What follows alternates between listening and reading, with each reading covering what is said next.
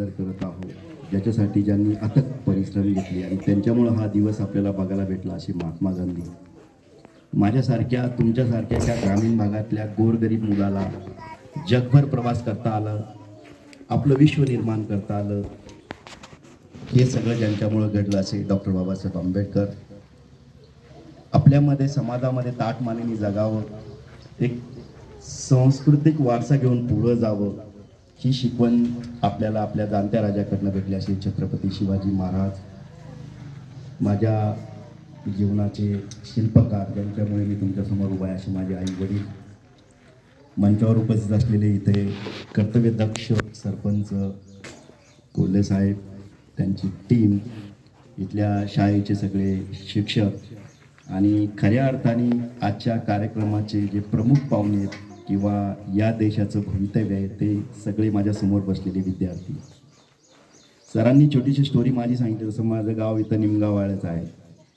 Sir, मी खरंच तुम्हाला धन्यवाद देतो की गेल्या 10 वर्षामध्ये 15 वर्ष झाले, जेव्हा 20 झाले ऑलमोस्ट, की मी जेव्हा भारत सोडून परदेशात गेलो, जगभर फिरलो, बऱ्याच देशामध्ये राहिलो, शून्यातनं माझं विश्व निर्माण झालं आणि एक काळ असा आला की मला मोठ्या मोठ्या प्रोग्रामला बोलावतात, राष्ट्रीय आंतरराष्ट्रीय पुरस्कार बरेच भेटले. इनफॅक्ट मला पद्मश्रीसाठी पण नॉमिनेट केलं 2019ला.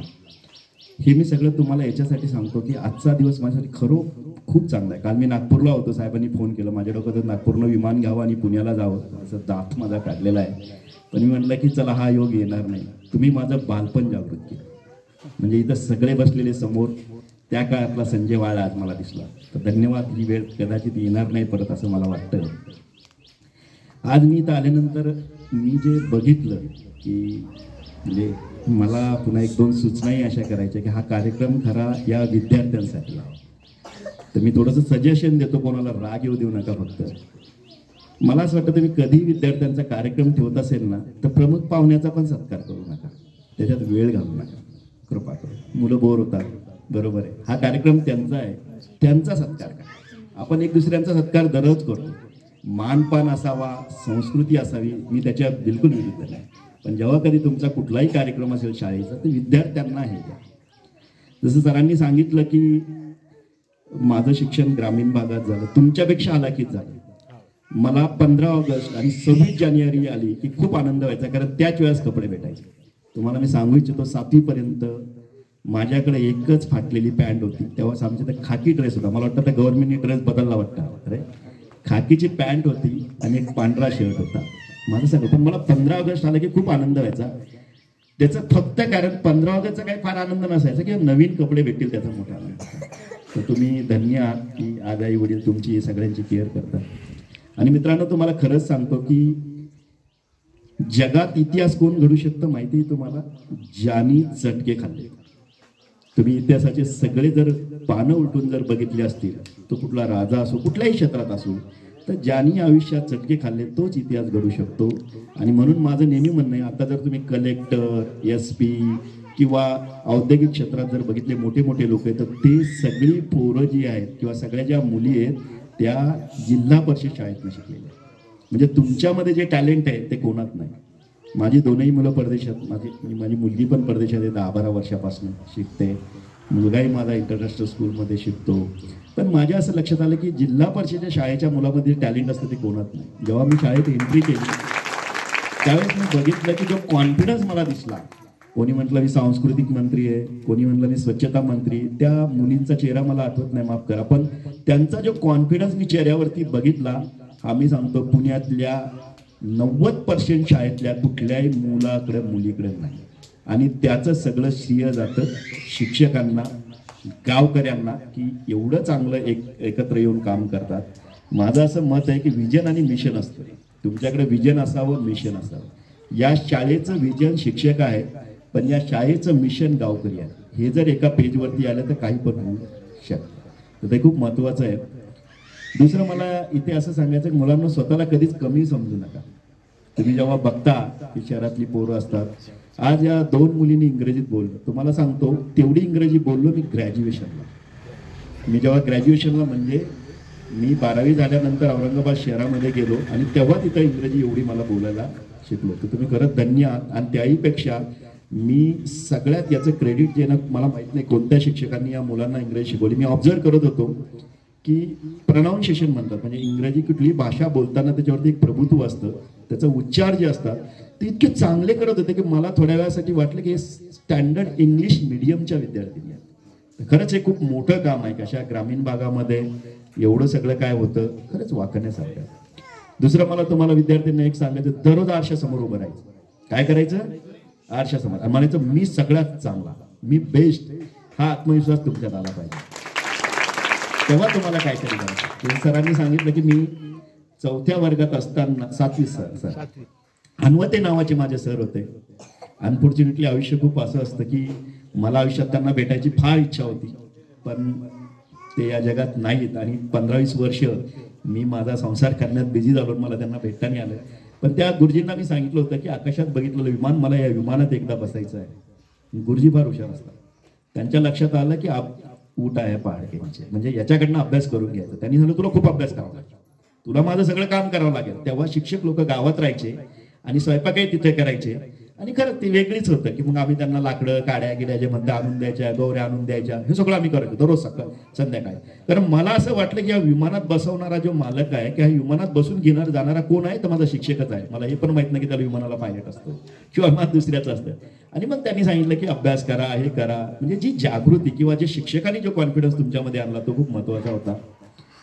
जेव्हा मी हे गावात सांगायचो, तुम्हाला सांगतो, माझ्या गावातली बरीच लोक मला हसायची. माझं नावही पाडलं होतं चाललं विमान म्हणून. मित्रांनो, अब्दुल कलामजी नेहमी म्हणायचे की स्वप्न एवढी मोठी बघायची की सगळं जग तुमच्यावर असलं पाहिजे. एवढी मोठी स्वप्न बघायची. तुम्ही घरी बोललं पाहिजे की मला IAS व्हायचं, मला IPS व्हायचं, मला चांगला उद्योजक व्हायचं, मला चांगला समाजसेवक व्हायचं, मला चांगलं डॉक्टर व्हायचं. काही फरक पडत नाही. तुम्ही जेव्हा मोठी स्वप्न बघतात तेव्हा तुमच्या चिंगारी येते आणि तुमचं एक चांगलं विश्व निर्माण होऊ शकतं. त्यामुळे स्वतःला कधी कमीपणा लेखून घ्यायचा नाही. दुसरी गोष्ट, सर थोडेसे माझ्याशी याच्यातली शाळा सहमत नसेल. मित्रांनो, मार्क्स अभ्यास असतोच, मार्क्स पडावे, पण मार्क्स पडणेच म्हणजे तुमचं खरं आयुष्य नाही. तुम्हाला कमी जरी मार्क्स पडले तर कमी लिहून. तुम्हाला नेहमी सांगतो, इतिहास जो क्रिएट होतो, बोलताना history always created by back bencher. हा इंग्रजीत एक म्हणे, म्हणजे जे मागं बसलेले असतात ना, शाळेतले एक गँग असते ती, राईट, त्यांनीच इतिहास घडवलेला आहे. बघा पुढे ती गँग बनलेली असते, बरोबर मागच्या याच्यावर बसते. मी जेव्हा किनगाराजाला नूतन माध्यमिक शाळेमध्ये गेलो, आमच्या गावात आम्ही 14 लोक जायचो. आणि माझं गाव निमगाव आहे, ते किनगाराजा 12 किलोमीटर आहे. मला वाटतं 8वीत पहिल्या वेळेस मी बूट घातला. म्हणजे मी काय, आमच्या सगळ्या गावातल्या पोरांनी बूट पण नव्हता आमच्या पायामध्ये. आणि आमच्या त्या फाटक्या तुटक्या चपला, ते पोतड्याच्या काय म्हणतात त्याला, स्कूल काय म्हणतात, थैल्या.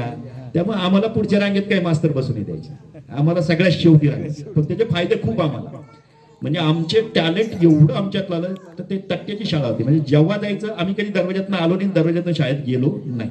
त्या खिडकीतनं जायचं, त्यातनं आतमध्ये यायचं. म्हणजे पिरियड चालू असताना जेवण करायचं.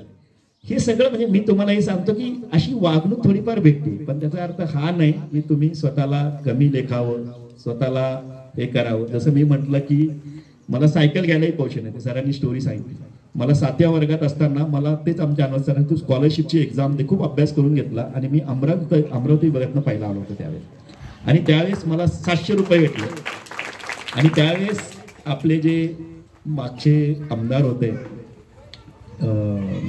आपले शिंगणे साहेब आणि वाघोजी नाईक इथं सभापती होते. ज्या लोकांनी माझा सत्कार ठेवला होता, वाघोजी नाईकांनी मला 100 रुपये दिले. माझ्याकडे फोटो पण येतो. आणि शिंगणे साहेबांनी 100 रुपये दिले, असे 900 रुपये झाले. 650 रुपयात मी सायकल आणली. माझे सगळे मित्र पायी जाते म्हणून मी 70 रुपयामध्ये सगळ्यांना बुक आणले, आमच्या 5-12 गँगला. आणि त्याच्यानंतर 30 रुपयामध्ये आईला चप्पल घेतलं. ओके. आणि हा प्रवास झाला. तुम्हाला आणखी सांगतो मित्रांनो, माझ्या गावात माझ्याकडे एकट्याकडेच सायकल होती. ती सायकल लोटण्यासाठी आम्ही भांडणं करायचो, ढकलण्यासाठी, मी चालवणार थोडीशी, मी चालवणार. आणि त्या सायकलचा उपयोग आम्ही आमची जे दप्तर असतात ते वाहून नेण्यासाठी केला. आणि आम्ही तिथनं 10वी पास झाला. नंतर जगात मी बऱ्याच देशामध्ये फिरलो. 10-12 वर्ष मी परदेशात राहिलो. जगातला आपला कुठला देश नाही की मी त्या देशात गेलो नाही. नॅशनल, आंतरराष्ट्रीय, म्हणजे राष्ट्रीय आंतरराष्ट्रीय पातळीवर बरेच पुरस्कार, बरेच हे एक कामाची तुमची पावती असते. तर मला तुम्हाला हे भाषण किंवा उपदेश द्यायचं नाही. मला हे सांगायचं की तुम्हाला हे करू शकता. आणि मी जे इथं विद्यार्थी भेटले, तुम्ही माझ्यापेक्षा जास्त हुशार आहात हे मी ऑब्झर्व केलं. म्हणजे तुमच्या वयात असताना माझी जी बुद्धी होती किंवा माझ्यावरती जे होतं ते तुमच्यापेक्षा खूप कमी होतं. तुमच्याकडे खूप काही आहे. म्हणजे मला असं वाटतं की अशा 4 कंपन्या तुमच्या गावातल्या पोरांनी इथं बाजूला काढाव्या आणि त्यामध्ये आपल्या भागातल्या ग्रामीण लोकांना रोजगार द्यावा. तर त्यासाठी तुम्ही काम करू शकता. स्वतःवरती काम करा. आई वडिलांना कधी विसरू नका. शिक्षकाप्रती तुमची आस्था ठेवा, कारण तुमच्या जीवनाचा खरा शिल्पकार जो असतो तो शिक्षकच असतो. याला जे कळतं त्यांनी त्याच्याप्रती आस्था ठेवा. सगळ्यात महत्वाची गोष्ट, आपल्या शरीरावरती काम करा.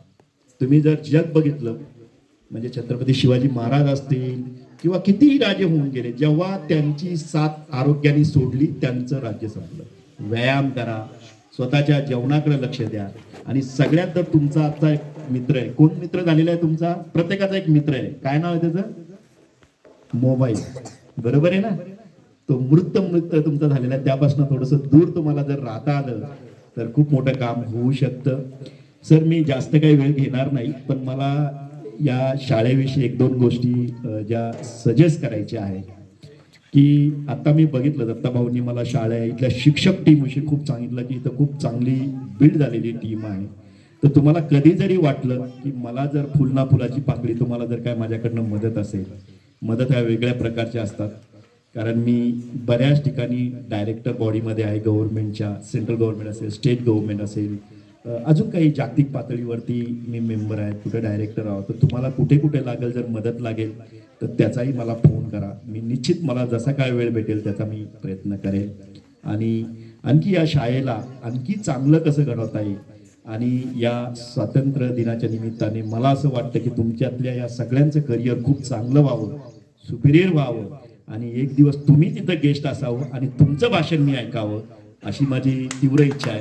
या पद्धतीने काम करा. आणि गावकऱ्यांना पण एक थोडंसं सजेशन देतो, शाळा सोडून गावात सगळं करा. म्हणजे राजकारण करायचं असेल, तुम्हाला काही करायचं, कुठल्याही कॉलेज स्कूलला गेलो मी नेहमी सांगतो, कारण हेच तुमचं भविष्य आहे, हे तुमच्या गावचं भविष्य, हे तुमच्या देशाचं भविष्य आहे.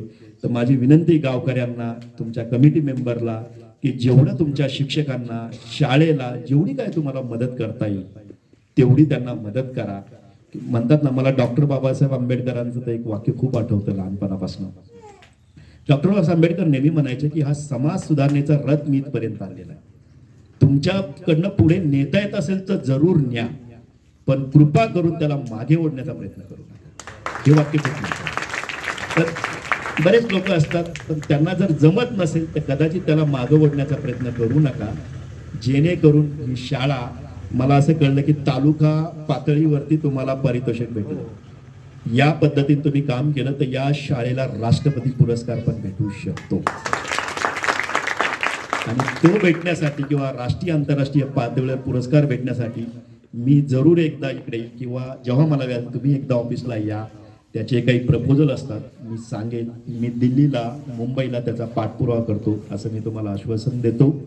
आणि मला तुम्ही तर बोलवलं, माझं खूप सुंदर स्वागत केलं आणि झेंडावंदनाचा मला मान दिला, तर मी तुमच्या सगळ्या गावकऱ्यांचे, विद्यार्थ्यांचे आभार मानतो. जय हिंद.